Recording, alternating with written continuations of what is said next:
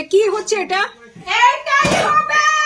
তোমরা যখন থেকে বাড়ি করছি তুমি তখন থেকে তোমার কাছে বেমারি ধরেছে।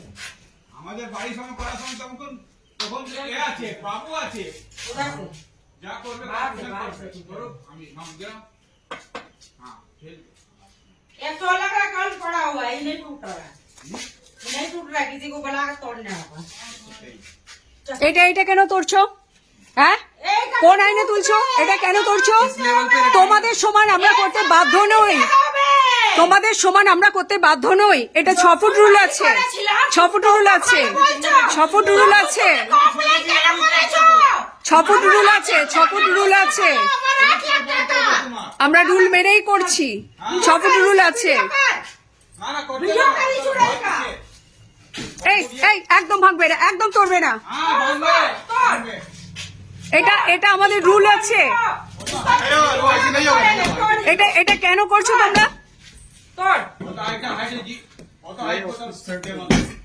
तोड़ लोहा से भाई, लोहा से। दिखा वीडियो में दिखा दिखा इसको लोहा से तोड़ने होगा तोड़ इलीगल কাজ করছে বলছে उसको आगे से गिराना है। ইল্লিগাল তোমরা করছো, ইল্লিগাল তোমরা করছো।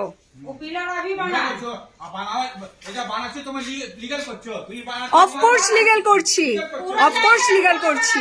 তুমি বানাচ্ছো লিগ্যাল করছো, করো। লিগাল আছে এই কাজটা লিগাল আমরা ইলিগাল করতাম আইন জানি না তোমরা। ভাই छोड़ दे, रहने दे आप। और जो वो सामने वाला तो रहने दो। नीचे और कहाँ इधर है देखना, रुक जाओ।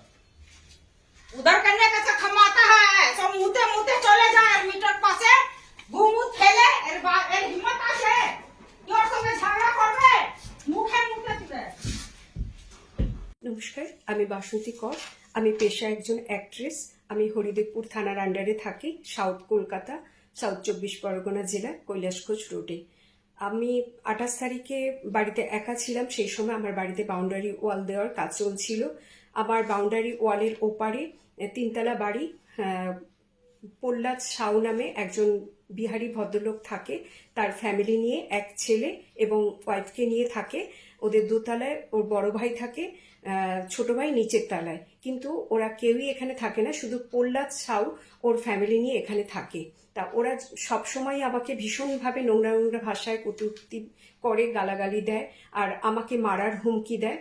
সেই দিনও ওরা এসছিল, বিভিন্ন ভাষায় আমাকে গালাগালি দিচ্ছিল, আমাকে বাড়ি ছেড়ে চলে যেতে বলে। লাস্ট পর্যন্ত ওরা আমার পাঁচিরটা ভেঙে দেয়। তারপরে আমি হরিদেবপুর থানায় যাই, কিন্তু ওরা কিছুতেই আমার ডায়েরি নিচ্ছিল না। অ্যাট লাস্ট যখন লালবাজারের পুলিশ ওনাদের বলেন, তখন ওনারা কেস ফাইল করেছেন, আমাকে এফআইআর করেছেন। আমাকে সেই দিন দেয়নি, পরের দিন দিয়েছে। দেখুন, কিচ্ছু বোঝা যাচ্ছে না এমন কপি ওরা দিয়েছে। একটা জেরক্স কপি দিয়েছে, কিচ্ছু বোঝা যাচ্ছে না। আবার চাইতে ওরা এই কপিটা দিয়েছে। এফআইআর নাম্বার 161 আর কেস নাম্বার 79/324/4/54 BNS। এই এফআইআর করার পরেও আমি কিন্তু কোনো রকম পুলিশ বা প্রশাসনের, আমি উভয়কেই জানিয়েছি, কিন্তু কেউ কোনো রকম কোনো স্টেপ নেয়নি। আমি এখনো ইনসিকিউরের মধ্যে রয়েছি। আমি চাইছি, সবার কাছে হেল্প চাইছি, যাতে আমি নর্মাল লাইফে ফিরতে পারি। এদের এই দিনরাত এরকম অত্যাচার আমি আর সহ্য করতে পারছি না। আমি আর আমার ছেলেকে ওরা মারার হুমকি দিচ্ছে, আমাদের বাড়ি থেকে তাড়িয়ে দেবে বলছে। Please help me, please help me.